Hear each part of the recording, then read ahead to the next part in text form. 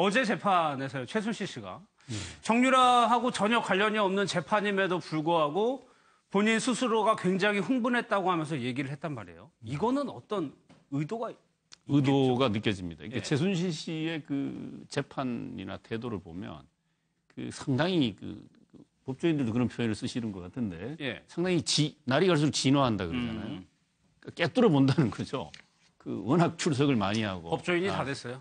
법조인이라면 어떤 사안에 관한 한 능가할지도 모르겠습니다. 근데 그 최순실 씨가 하는 저런 일련의 표현의 방식은 약간씩 차이가 있음에도 불구하고 저건 대개 재판 전략과 관련이 있어 보이기도 하고요. 또 특히 거기에다가 아마 모성이 같이 결합이 돼서 아마 유연이라고 본인이 막 표현을 하고 그러는데 좀 아마 상당히 검찰에 대해서 강력하게 이제 아마 이렇게 약간 폭로성 압박을 가하는 거죠. 내 딸한테는 나처럼 그런 식으로 겁박해서 하지 마라. 이런 걸 상당히 사실 언론에 노출될 것을 전제로 해서 얘기한 거다고 저는 보여지고요. 특히 변호사들한테도 좀 그 점을 유의해서 변호에 임해달라는 메시지도 같이 있다 저는 보여지고 정유라는 저는 사실은 지금 이게 독일에서 함께 한 3개월 가까이 생활해봤다는 노승일 전 K스포츠 재단 부장 얘기처럼 럭비공 같다는 거죠. 그리고 이 걸어다니는 폭탄 같은 역할을 할 수도 있다 해서 지금 3가지 정도 혐의가 있지 않습니까? 이대 학사 입학 비리와 특혜 업무방해 부분이 있고 그다음에 뇌물수수 수혜자잖아요. 제3자 뇌물수수와 관련된 혐의도 받고 있고 거기다가 외화 도피 혐의까지 있습니다. 그래서 이런 부분을 체포해서 물론 어디까지 수사를 할 수 있는지 수사 범위는 특정돼 있겠지만 이 과정에서 공항에서 기자들한테 한 거는 준비된 발언을 할 수 있을 겁니다. 하지만 검찰에 들어가서 조사를 받는 과정에서 과연 그거 짜놓고 각본대로 대화하기는 어렵다고 봤을 때 이게 자칫 국정농단 게이트 수사 전반에 걸쳐서 새로운 국면을 아마 새로운 양상이 전개될 개연성도 충분히 있습니다. 그래서 앞으로 아마 정유라가 굉장히 주목을 받고 아주 핵심적인 아마 수사 대상에서 관심을 받거나 주목을 받게 되는 그런 상황이 올 것 같습니다. 손 변호사님, 일각에서는 정유라 씨가 묵비권 행사할 거다라는 얘기도 있던데 그 부분은 좀 어때요? 본인이 진술하지 않는 것이 좋다라고 그러니까 그거는 결국은 묵비권 행사일지 여부는 검찰이 어떤 핵심적인 스모큰 건을 갖고 있는지 여부에 따라 다를 겁니다. 지금 이경재 변호사님 말처럼 정말 검찰이 공모관계라든지 공범관계를 입증할 수 있는 증거가 부족하다. 그러면 묵비권을 행사하는 게 정유라 씨한테는 최고의 전략일 겁니다. 왜냐하면 굳이 검사가 입증해야 되는데 증거도 없는데 내가 진술을 통해서 꼬투리 될 만한 유리한 검찰 측의 증언을 만들어줄 필요가 없다라고 하면 진술을 거부할 여지도 있는데 검찰에서 상황을 봤을 때 여러 가지 증거도 확보하고 있고 그럼 본인이 적극적으로 변호인과 상의해서 본인이 변명할 수 있는 거, 양형에 유리한 부분들 또는 무죄를 뒷받침할 수 있는 진술을 해야 됩니다. 그렇기 때문에 그것은 검찰 조사에 실시간으로 임하면서 검찰이 가지고 있는 증거라든가 공범 관계를 입증할 수 있는 자료들이 무엇인지를 눈치껏 살피면서 변호인과 전략적으로 움직여야 되는 상황이라고 보이고요. 근데 웬만한 성인들도 묵비권 행사하는 게 쉽지가 않습니다. 질문을 던지면 내 입장을 얘기하고 싶거든요. 나는 그렇지 않다, 그렇지 않습니다. 네, 억울한 걸 얘기하고 싶을 때도 있거든요. 그렇기 때문에 모든 상황에 대해서 묵비권을 행사하는 것이 바람직하지 않고 그리고 정유라 씨 입장에서는 완전히 무죄가 될 수 있다라면 그런 전략도 하겠지만 일부라도 유죄가 가능한 상황이라고 한다면 최대한 그동안 취해왔던 것 어린 아들이 있습니다. 나는 잘 몰랐고 어머니가 적극적으로 했기 때문에 나는 공범이라고 할지라도 소극적으로 가담한 거에 불과합니다. 그런 여러 가지 선처를 구하는 전략이 필요할 수도 있거든요. 그래서 묵비권을 마냥 행사하기는 어렵다. 그리고 우리가 국정농단 피고인들 중에서 지금 최순실 씨가 예전에 일부 묵비권을 행사했지만 전략을 바꿔서 적극적으로 방어하는 걸로 바꿨거든요. 그래서 묵비권 행사는 좀 어려운 카드다라는 생각이 듭니다. 김홍국 교수님, 또 하나의 관심사가 최순실 씨의 심경 변화. 이경재 변호사는 절대 그런 일 없다고 했는데 아주 강하게 부정을 했거든요.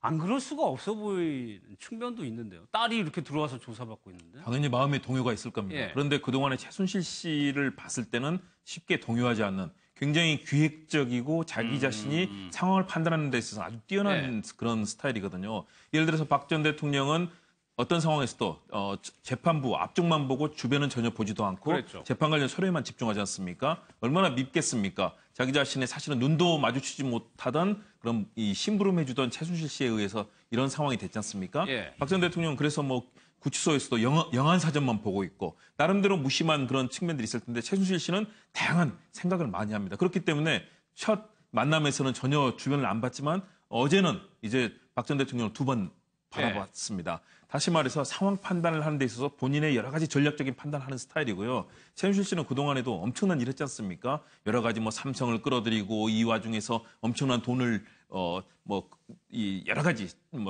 돈을 벌어들이는 사안들, 정부 정책도 바꾸고 해외에서도 일을 벌이고 이런 식으로 최순실 씨는 아주 능수능란한 이 사회적인 사실은 음모를 꾸미데도 아주 뛰어난 사람이라고 판단이 됩니다. 그런 측면에서 최순실 씨는 이 상황 판단에서 어떻게 하면 이 상황을 딸에게 유리한 쪽으로 가져갈 수 있을 것인가 여러 고민도 지금 하고 있는 것으로 보이고요. 그러나 마음속엔 역시 또 딸을 키우는 엄마인데 어떤 동요가 없겠습니까? 이런 이성적인 여러 가지 이 계략과 음모 속에서 그러면서도 감정의 동요도 두 가지 모습을 보여주고 있는 것이 최순실 씨 같습니다. 최순실 씨는 지난번에도 뭐 민주주의 특검이 아니다. 굉장히 연기력까지 갖출 정도로 아주 자기 자신의 그런 모습을 잘 표현하는 데 능수능란하지 않습니까?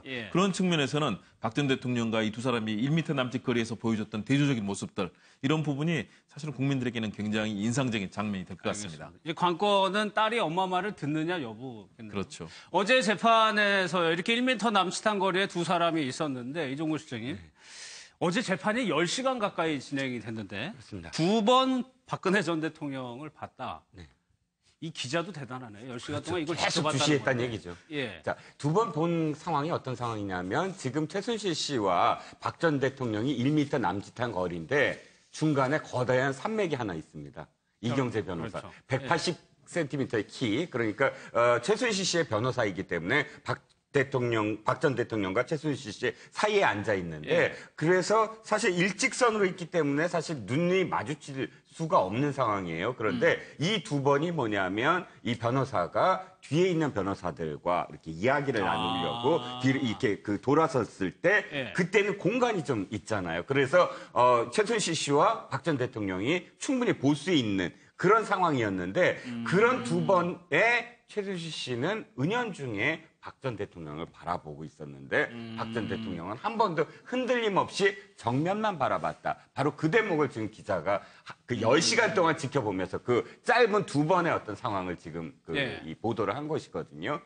저는 박 전 대통령은 현실을 인정하지 않는 것 같아요. 그러니까 나에게 최순실 씨가 있었다라는 상황조차도 인정하기 싫다. 그걸 인정하다 보면은 관계를 인정해야 되고 관계를 인정하다 보면은 지금까지 최순실 씨한테 줬던 모든 것들 그것들은 전부 다 사실은 온 국민 앞에서 인정을 하는 모양새잖아요. 모양새가 그렇기 때문에 나는 인정할 수 없다 하는 그런 태도가 은연중에 한 번도 돌아보지 않게 만드는 게 아니에요. 그럴 것 같아요. 실제 옆에 누가 모르는 사람이 있어도 눈길을 주게 돼 있는데 그렇죠. 단 한 번도 쳐다보지 않았다라는 거는 의식을 하고 있다는 너무 얘기예요. 의식을 하고 있다는 거죠. 그래서 정면만 바라보고 있다가 재판부가 무엇을 질문하면 재판부를 바라보는 정도. 그것도 사실 하기 힘들거든요. 어떻게 고개가 딱 10시간 동안 정면만 바라보겠습니까? 물론 변호사하고 계속 상의를 하면서도 이제 고개를 돌렸지만 한쪽을 아예 의식하고 안 본다는 건 굉장히 고통스러운 그런 행위예요. 그렇죠. 그럼에도 불구하고 그걸 한다는 건 내가 마음 먹은 것, 내가 무엇인가를 마음을 먹었어요. 최순실 씨와의 관계를 어떻게 해야 되겠다. 그것이 고집스럽게 지금 나타나고 있는 거죠. 그러는 와중에 최순실 씨는 글쎄요. 아직까지는 박 전 대통령을 두둔하는 모습을 보였습니다. 지금까지는. 그러니까 최순실 씨하고 이제 박근혜 전 대통령이 나란히 앉아서 재판받은 게 오늘까지 아마 세 번째인 것 같은데요. 그 앞서 우리 이종근 실장도 말씀하셨지만 박근혜 전 대통령은 지난번에 검찰 수사 받을 때 최순실 씨에 대해서 한 말이 있습니다. 최순실 씨한테 속은 나 자신이 참담하다고 그랬습니다. 아마 그것이 아마 검찰 수사 결과가 밖으로 언론에 보도된 바가 있는데 그것이 아마 사실일 텐데 그렇다면 정말 보고 싶지 않을 거예요, 실제로. 그런 마음도 그대로 있다고 보고요. 그러니까 그것은 굉장히 의식을 하고 있다는 얘기인데 그 의식 속에는 최순실 씨에 대한 아마 여러 가지 착잡하고 복잡하면서 또 분노한 심정이 들어있는 것 같고 최순실 씨는 여전히 예. 박 전 대통령이 자기를 한 번쯤 바라봐 주기를 바라고 쳐다보고 자꾸 하면서 본인은 나 때문에 박 전 대통령이 억울하게 여기 오게 돼서 정말 자기는 그 죄인된 심정이다라고 말을 하면서도 예. 또 죄는 부인합니다. 자기 모순적인 그런 상황인데 자기 주장을 하고 싶은 거는 하면서 그리고 박 전 대통령의 눈치를 보면서 예. 그리고 자기는 무죄인 걸 또 주장하고 미안한 감정을 드러내는 그런 모습을 좀 보이는데요. 이 앞으로 두 사람이 같이 재판정에 저런 모습으로 계속 서게 될 텐데 우리가 좀 주목되는 건 박근혜 전 대통령이 최순실 씨 없을 때 재판정에 나왔을 때는 사실은 좀 여유롭다고 여유 있는 그래요. 모습을 보였는데 이상하게 최순실 씨가 옆에 한 1m 간격으로 앉아있는 저런 상황이 오면 계속 의식하는 게 드러나듯이 정면만 꼿꼿하게 바라보는데 언제까지 저럴 수 있을지. 왜냐하면 굉장히 많은 앞으로 남은 같이 재판 받아야 될 일이 굉장히 많이 남아있지 않습니까? 예. 일주일에 최소한 2번씩 만나야 되는 그런 상황인데 그 점이 저희가 앞으로 한번 주목해 볼 부분인 것 같은데 예. 이 관계가 제가 볼 때 그 재판이 지속되고 또 정유라의 어떤 태도, 발언 이런 것과 수사 결과에 따라서는 예. 이 박근혜 전 대통령과 최순실의 관계가 새로운 또 상황으로 전개될 가능성도 매우 있다. 알겠습니다. 오늘도 박 전 대통령은 최순실 씨하고 재판을 받고 있는데 오늘 출석할 때 모습을 보면요.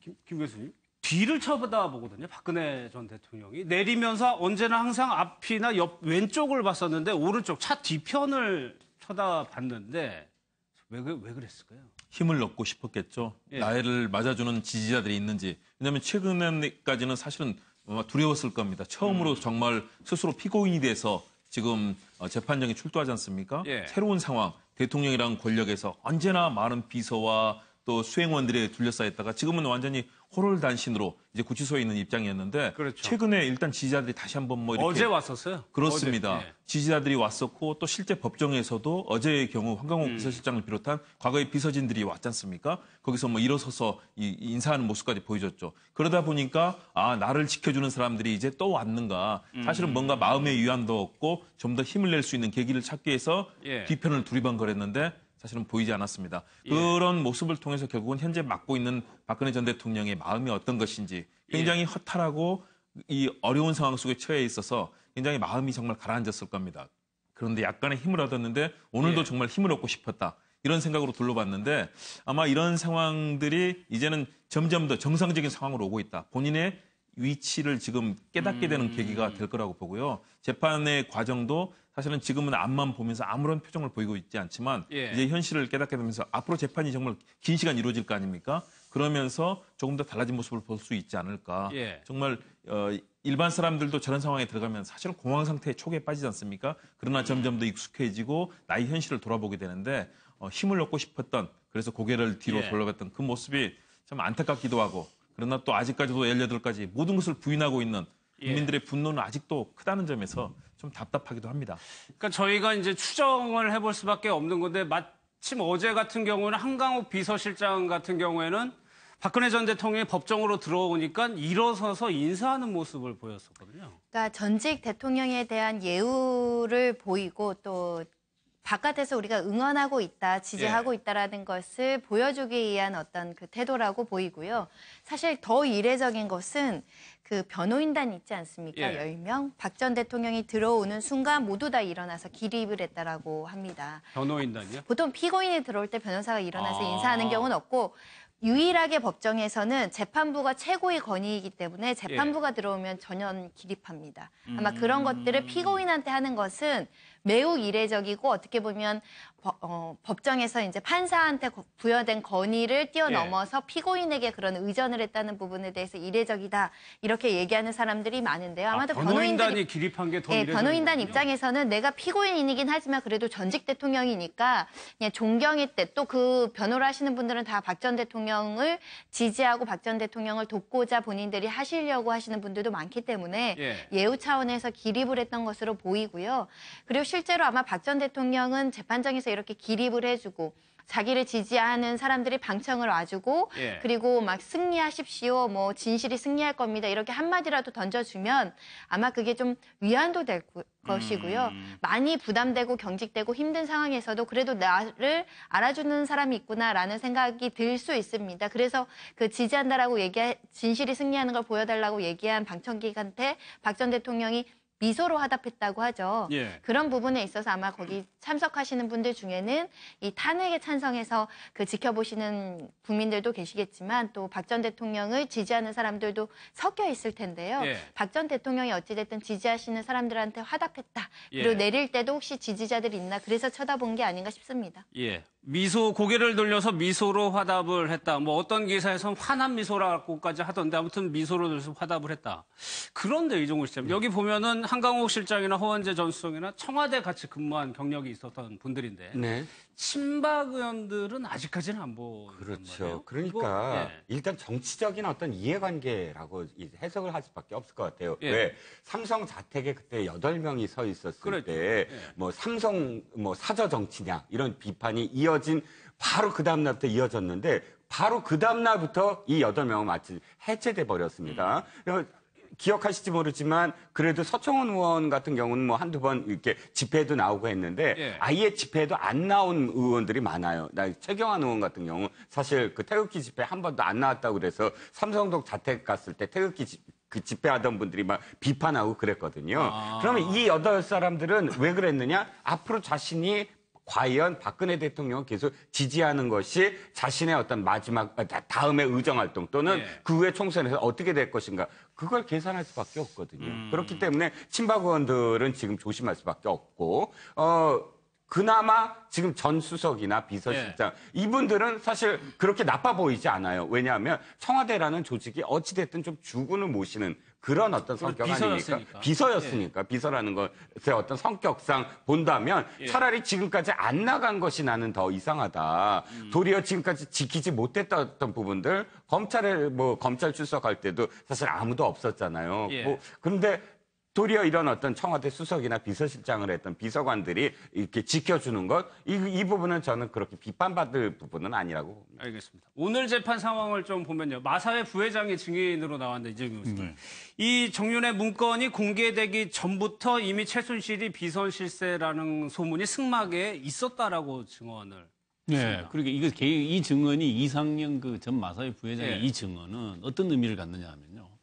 2014년부터 있었다라고 하는 것은 그때 최순실 씨가 이미 실세다. 예. 내실을 뭐 봐주고 청와대에 이런 얘기가 돌고 있었다. 그러니까 그 이상영 전 부회장은 박원호 전 뭐라 그럽니까? 대한 승마협회인가요? 전무한테서 예. 지금 들었다. 승마협회 전무한테 들었다는 얘기인데 이 박원호 씨는 누굽니까? 최순실 씨의 최측근으로 지금 알려져 있지 않습니까? 이 사람이 그냥 빈말을 했을 리 없고 승마계에서는 이미 그 얘기가 돌고 있었다. 그런데 삼성은 2015년 7월 이재용 부회장이 독재 이후에 알게 됐다라고 지금 얘기하기 때문에 그 시기가 중요하죠. 시기가 굉장히 중요하죠. 그래서 이 점은 아마 앞으로 이 상반된 증언이 법정에서 재판부가 어느 쪽을 더 믿고 신뢰할 수 있는 근거로 설명을 받느냐에 따라서 예. 상당히 이것은 그 재판을 아마 이게 형을 결정짓고 범죄 사실을 확정하는 부분에 있어서 매우 중요한 아마 판가름을 줄 수 있는 그런 증언이기 때문에 예. 우리가 이제 주목해서 보는 그런 거다 이렇게 볼 수 있는. 그래서 최순실 씨가 직접 뭐 이분을 뭐 신문하고 그랬던 게 오늘 펼쳐진 내용인데 손 변호사님 글쎄요. 이상영 부회장도 전해 들은 얘기란 말이에요. 박원호 전무한테 예. 전해 들었다고 하죠. 그러니까 최순실 씨가 박원호 전무가 개인적으로 유라를 도와준 거다. 예. 그렇게 하면서 삼성과 어떤 대가 관계라든가 부정한 청탁의 고리를 끊으려고 노력한 것으로 보이고요. 그러니까 하나가 이제 그만두고 삼성이 승마협회 회장사 된 것도 결국은 삼성이 그 승마협회를 통해서 정유라를 지원해서 최순실한테 조금 여러 가지 부탁을 하게 좋은 구조를 만들기 위해서 이렇게 회장사까지 바꾼 거 아니냐. 예. 그런 취지인가 검사의 어떤 주장에 대해서 아니다 전혀 상관없고 박 대통령과도 상관없고 나랑도 상관없고 그냥 개인적으로 도와준 거다. 그렇게 이제 어떤 상황에 대해서 해석을 달리해야 된다라고 주장을 한 것으로 보이는데 결국은 지금 이상영 부회장이 얘기한 것이 굉장히 말씀하신 것처럼 중요한 증거입니다. 그렇기 때문에 이경재 변호사님이 그 이상영 부회장한테 질문을 할 때 검찰에서 야간 조사하지 않았느냐. 예, 그랬죠. 피곤하지 않았느냐. 이걸 왜 물어보냐면 검찰 조사에서 얘기한 이 부회장의 진술이 본인들한테 불리한 겁니다. 명백하게 분리하고 검찰 측의 유죄를 입증하는 중요한 증인이기 때문에 너무 피곤해가지고 강압수사 때문에 당신 헷갈려서 또는 잘못 진술하는 거 아닙니까? 뭔가 강압적인 수사 때문에 진실이 아닌 다른 거짓 진술한 거 아닙니까? 그렇게 얘기했다고 그렇게 이제 진술을 탄핵한다고 하는 거거든요. 이 사람 말을 고지고대로 믿으면 안 됩니다, 재판부님. 그때 피곤해서 진술을 잘못했을 수도 있습니다. 이거를 이제 꼬집기 위해서 얘기를 했는데 오히려 이 전 부회장은 나는 뭐 피곤하지 않았고 다 동의했었다. 오히려 검사가 너무 피곤해 보여서 안쓰러워 보였다. 이렇게 해서 방청객이 웃기까지 했다라고 하는데 결국은 증인 이상영 부회장의 그 증언은 사실이고 나는 뭐 강압수사 같은 거 없었다. 이런 것들을 확인하는 자리였다고 보시면 됩니다. 그래서 갑자기 이 얘기를 꺼낸 거였군요. 강압수사 제기를. 어제 주진영 전 대표도 나왔었는데 오늘 좀 언론하고 인터뷰를 한 것 같습니다. 그 내용을 좀 한번 들어보겠습니다.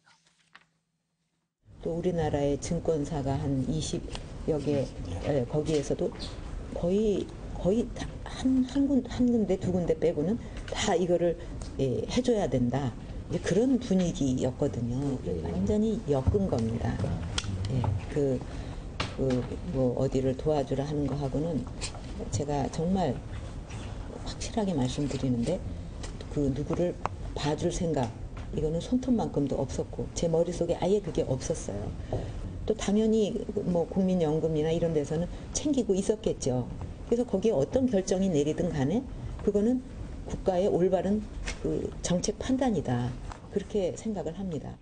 그 기자들 모아놓은 데서 자기가 그렇게 생각해서 개입을 했다는 것처럼 뉘앙스를 풍기는 얘기를 갖다 직접 하는 걸 보고 둘 중에 하나죠. 이게 전양반 자기가 지금 무슨 말을 하는지를 모르거나 아니면 애초에 법의식이 박약해서 그런 얘기를 갖다 이렇게 그냥 술술술 말을 낸다. 저는 자기 자신을 자기가 기속감이 되는 얘기를 하는 것처럼 하는 거거든요. 국민연금이 자기나 또는 정부의 정책적인 판단에 지시를 내려도 되고 거기에 따라서 행동을 하는 것에 문제가 없다라는 식의 얘기를 하는 거라서 굉장히 정신 나간 얘기죠. 그러니까 이렇게 법의 한계가 무엇인지를 전혀 의식을 안 하는 사람처럼 들렸어요. 손 변호사님, 저렇게 이제 증언을 했다는 건데 저런 것도 좀 증언에 좀 능력이 있습니까? 판사가 판단할 때 어찌됐든 전문가 증인의 성격이라고도 볼 수 있는데 그 어찌됐든 유사 직종에 있는 사람으로서 이 삼성합병의 문제를 어떻게 바라보는지에 대해서 저런 증언을 들을 때 심증 형성이라고 하죠. 객관적인 물증은 될 수 없습니다. 증인이라는 것은 객관적인 사실을 진술하는 것이지 그 어떤 결정이 잘못됐냐 옳으냐 이상하냐 정상적이냐 아니냐 이런 것들은 의견이기 때문에 의견은 증언 가치는 없습니다. 다만 이제 재판부가 심증을 형성하는 데는 조금 영향은 있을 수 있어 보입니다. 알겠습니다.